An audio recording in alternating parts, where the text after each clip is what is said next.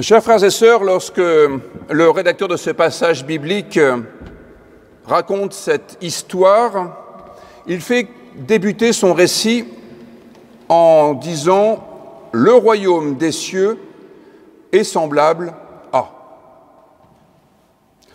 Cela indique bien qu'il n'est pas en train de composer un traité d'économie ni d'élaborer la politique salariale de son entreprise.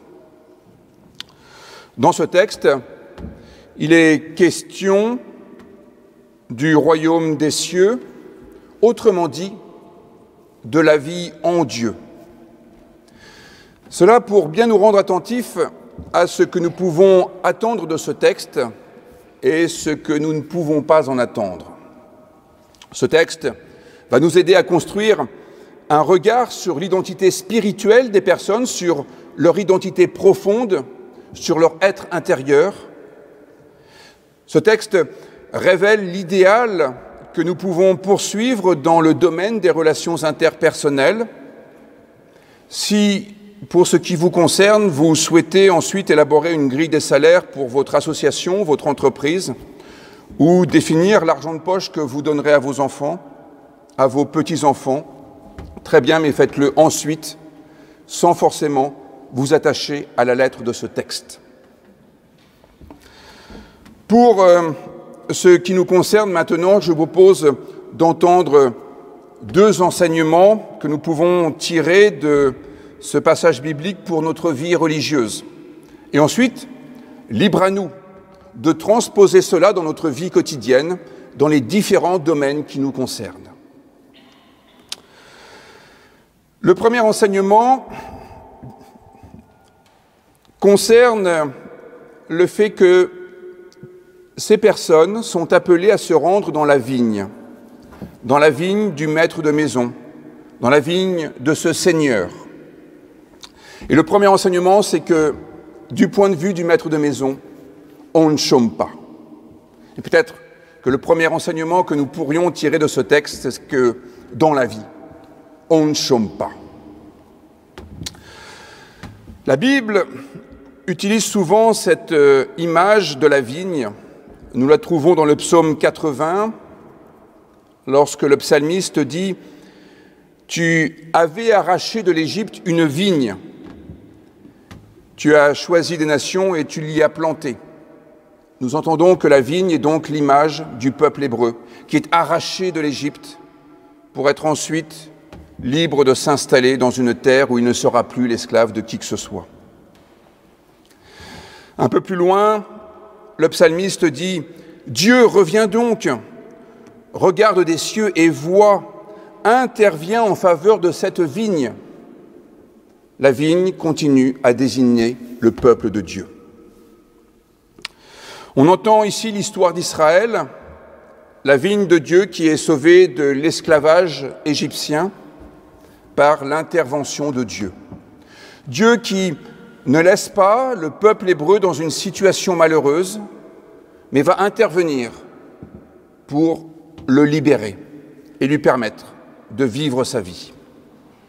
Dans le livre du prophète Ésaïe, au chapitre 5, un rédacteur développe cette image de la vigne au sujet du peuple hébreu. Il dit ceci, qui est assez explicite. « La vigne de Dieu, c'est la maison d'Israël et les hommes de Juda. C'est le plan qu'il chérissait. » La vigne du Seigneur est donc ce lieu où des personnes sont envoyées au fil d'une journée qui pourrait être tout autant l'histoire de l'humanité. Au commencement de la journée, il y a bien des personnes qui sont hors de la vigne du Seigneur, des gens qui sont sur l'agora, comme le dit le texte grec, la place publique, peut-être sur la place de la Comédie, et ils sont désœuvrés. Ils regardent peut-être quelques spectacles de danse, mais au fond, leur vie, aux yeux du maître de maison, ne ressemble pas à grand-chose.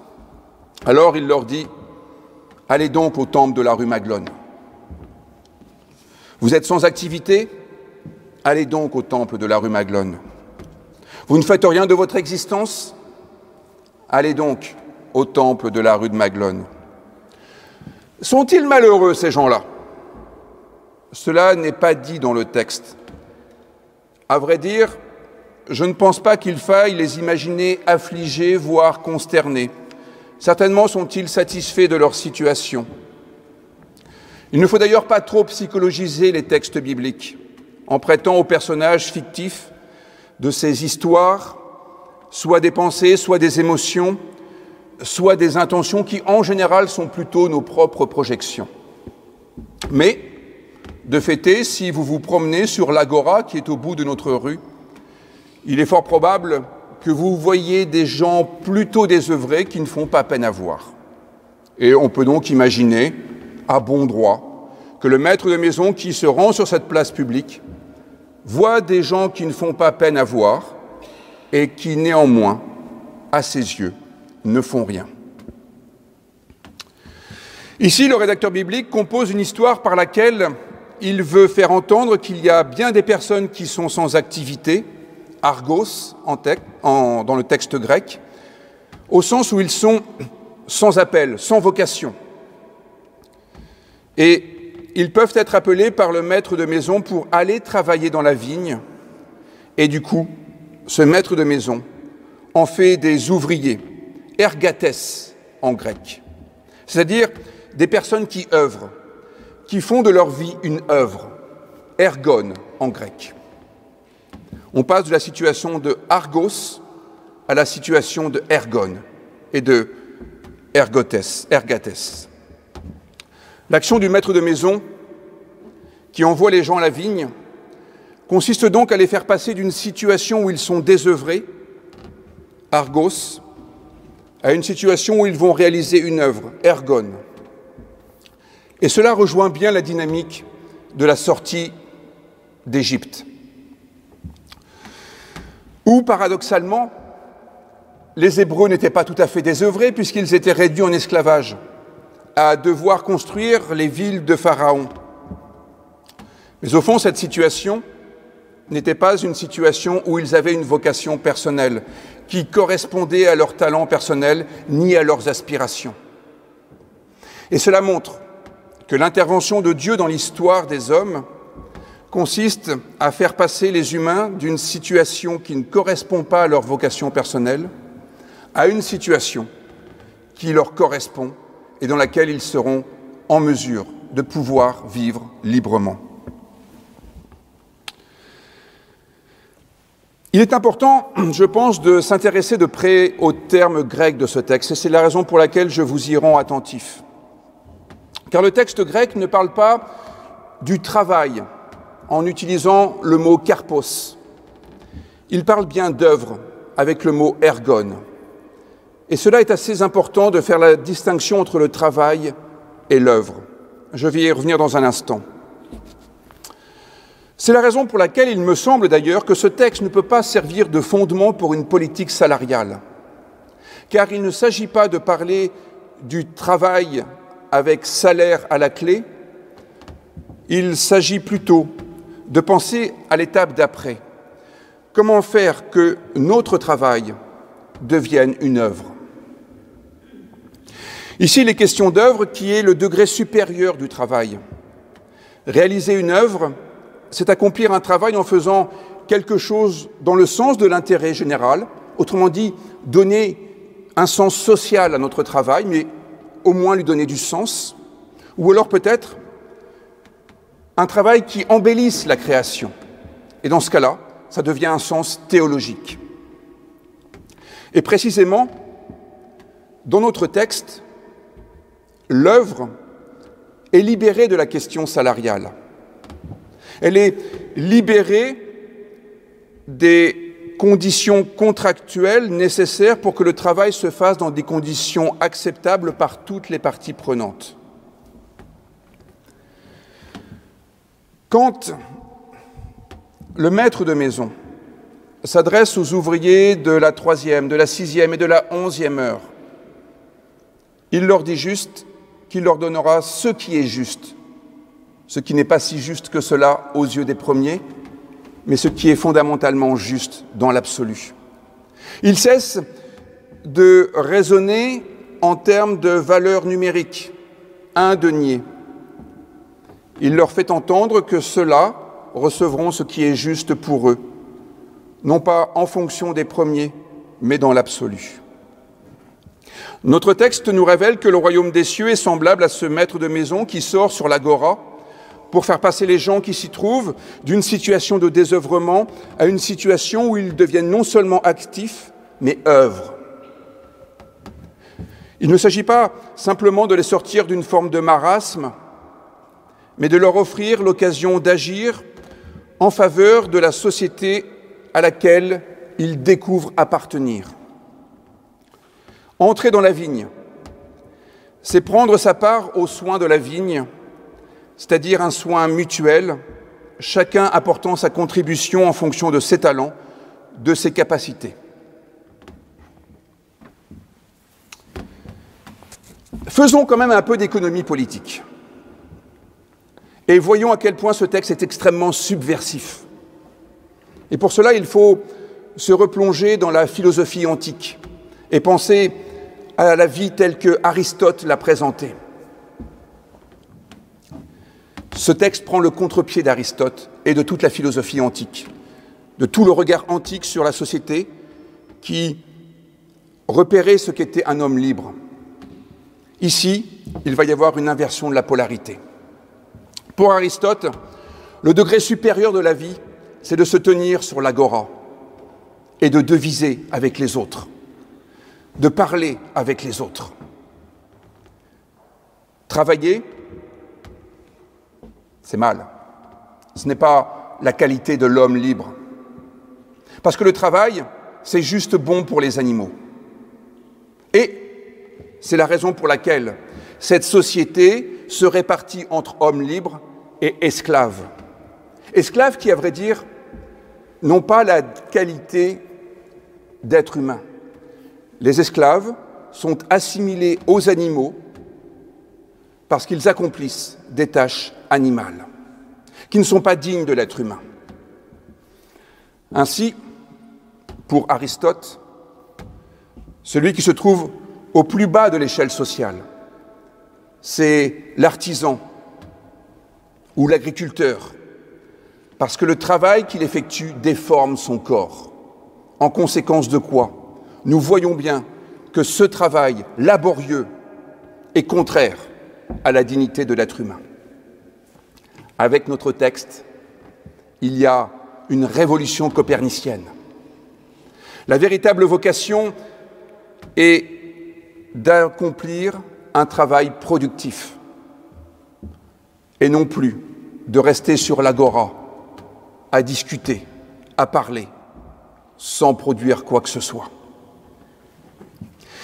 Dans une certaine mesure, notre texte biblique est fondateur de la pensée économique et sociale des XVIIe et XVIIIe siècles, où, paradoxalement, les philosophes Adam Smith et Karl Marx se rejoignent pour dire que la société se divise en deux catégories.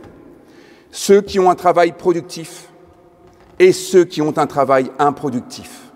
Et les deux, ensemble, considèrent que c'est le travail productif qui fait la qualité de l'être humain.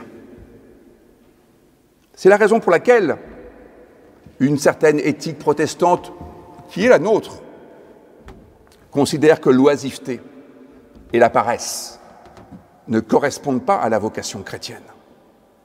Car la vocation chrétienne consiste à se laisser appeler pour aller œuvrer dans la vigne du Seigneur, qui ensuite peut être chaque lieu où nous nous trouvons. De chaque lieu où nous nous trouvons, nous pouvons faire une terre promise et une vigne du Seigneur, où chacun est appelé à œuvrer. La différence entre Adam Smith et Karl Marx, c'est que Karl Marx va en quelque sorte rompre avec son éducation luthérienne. Luther, nourri des textes évangéliques, fera lui aussi la différence entre le travail et l'œuvre. Quand il parle de la vocation, il la construit sur le terme allemand Beruf, Berufung. Le travail conduit à la vocation. Il n'utilise pas die Werk, qui est le travail effectif, ni Arbeit. Berufung, pour parler de ce travail qui doit avoir du sens, aller dans le sens de l'universel, aller dans le sens de l'embellissement de la création. Karl Marx rompra un peu avec cela en gardant l'idée qu'il faut distinguer le travail de l'œuvre, en disant « le travail crée l'être humain ». Ce n'est plus Dieu qui crée l'être humain selon Karl Marx, c'est le travail. C'est là où Karl Marx rompt avec le christianisme. La pensée de Qoéleth, par exemple, le livre de l'Ecclésiaste, c'est de dire que Dieu met au cœur de l'homme la pensée de l'Éternel, de telle manière que l'homme peut penser son travail, non pas en fonction de son intérêt personnel, non pas en fonction des circonstances qui lui font comprendre qu'il faut qu'il gagne sa croûte, mais en fonction du sens qu'il peut donner à sa vie, coordonner le travail au sens de la vie, de telle manière que le travail devienne une œuvre coordonnée à l'éternité, à ce qui ne disparaît pas. Alors, cela nous montre que ce texte biblique travaille bien sur la question de la liberté en utilisant le travail. Le travail devient un moyen par lequel tout homme peut s'épanouir, s'accomplir, découvrir sa véritable identité. C'est ce que dit Karl Marx. Mais le texte biblique va un peu plus loin, en disant que le travail relève de la vocation, de l'appel. Il ne s'agit pas simplement de s'activer, il ne s'agit pas simplement d'agir. Il s'agit encore de répondre à un appel d'un autre qui permettra de transcender ce que nous faisons, pour que notre travail ne soit pas simplement une manière de subsister et de maintenir les choses en l'état, mais de pouvoir entreprendre tout ce qui transformera le monde dans la direction de la création, afin de rendre notre monde infiniment plus vivable que ce que nous avons trouvé en arrivant. Voilà pour le premier enseignement. Le deuxième enseignement, qui est un peu plus court, mais un peu plus subversif pour nous-mêmes, c'est la fin de la parabole, qui se termine sur la fameuse polémique au sujet du denier qui est donné à chacun, quel que soit le temps passé dans la vigne. Pourquoi est-ce extrêmement polémique? Parce que le maître de maison est sorti sur la place de la Comédie. Il est allé voir les gens qui étaient désœuvrés en leur disant « Allez au temple de la rue Maglone ». Et ils y vont. Et ils se mettent sur les bancs à côté de ceux qui sont là depuis toujours. Peut-être même à côté de ceux dont les ancêtres étaient galériens. Et au bout du compte, les uns et les autres participent de la même dignité aux yeux de Dieu. Celui qui vient d'arriver aujourd'hui ne devra pas attendre 15 ans pour pouvoir tout à l'heure participer à la célébration de la scène. Tout lui est déjà donné d'emblée. C'est le deuxième enseignement que je retire de cette parabole. La polémique qui commence par un murmure, ce murmure semblable à celui qui s'était élevé après la sortie d'Égypte dans le désert. Le peuple qui murmurait contre Moïse et contre Aaron, parce qu'il regrettait les marmites pleines d'Égypte. Quand tout était dans le bon ordre. Ah oui, c'était dur. Ah oui, c'était invivable. Bien sûr, nous n'étions pas libres. Mais le ventre était plein. Et il murmure à nouveau. Les murmures accompagnent toujours les grands moments de liberté. La liberté ne plaît pas. Notre liberté est déjà pénible parce qu'elle nous empêche de chômer. Mais la liberté des autres est aussi insupportable. Ici, dans la parabole, c'est la liberté des ouvriers de la 11e heure qui n'est pas acceptable pour ceux qui étaient là avant, pour ceux qui étaient là dès le départ, pour les Français de souche qui voient arriver de nouveaux concitoyens qui ont les mêmes droits qu'eux. On a toujours du mal avec la liberté des autres, comme on a toujours du mal avec les droits des autres, surtout lorsque leurs droits sont semblables aux nôtres. Ici, ce qui pose problème, c'est que tous ceux qui ont accédé à la vigne du Seigneur reçoivent la même somme pour vivre, 1 denier, ce qui correspond à ce qui permet de vivre pleinement une journée complète. 1 denier, c'était ce qui était nécessaire pour vivre une journée complète. Eh bien, ce qui est reproché au maître de maison, c'est que les ouvriers de la 11e heure soient traités à égalité avec les autres. Et selon le texte grec, le terme employé, c'est iso. Au fond, la justice du maître de maison est isométrique.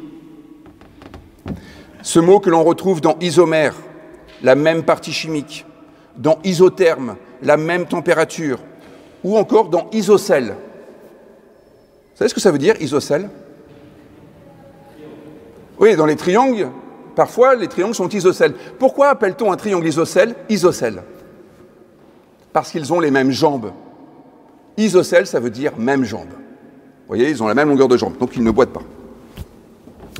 Eh bien, être traité comme les autres, c'est insupportable pour ceux qui estiment être en droit de bénéficier d'une prime d'ancienneté.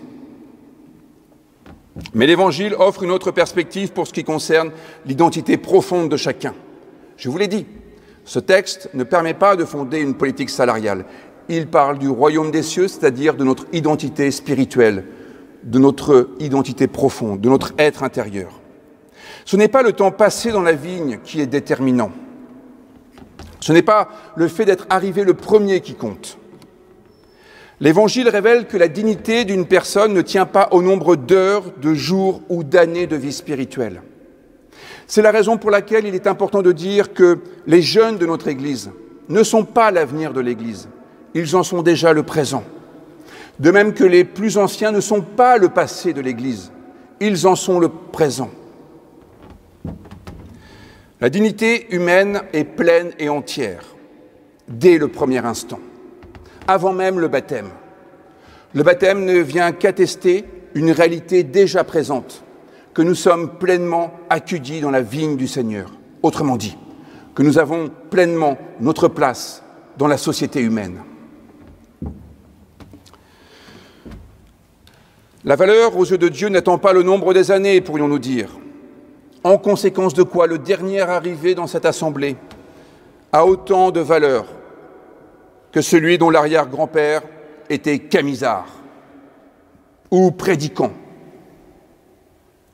Selon l'Évangile, règne une isodignité entre tous, sans exception. Nous serons toutes et tous les bienvenus tout à l'heure à la table du Seigneur.